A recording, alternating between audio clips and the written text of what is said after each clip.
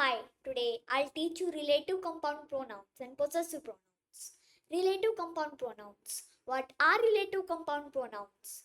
The pronouns which are compounded with the word ever are known as relative compound pronouns. Examples include whoever, whenever, whichever, wherever, whatever, however. Now we will discuss each relative compound pronoun in detail.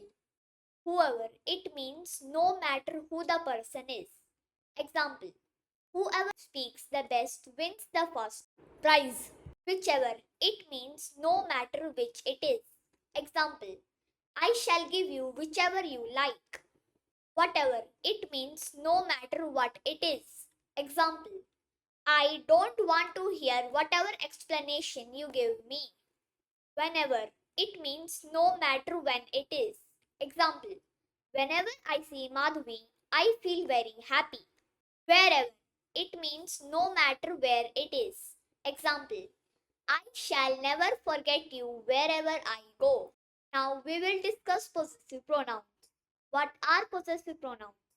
The pronouns which are used to discuss ownership or possession are known as possessive pronouns.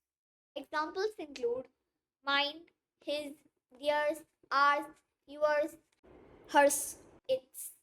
You can take a note here that the words my, our, your, etc. are used before nouns because they are a possessive adjective.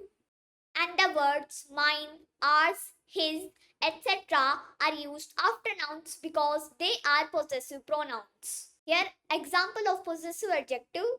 This is my book. Here, my is a possessive adjective. That is why my is used before the noun book.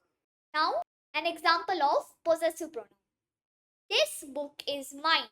Here, mine is a possessive pronoun because it is used after the noun which is book.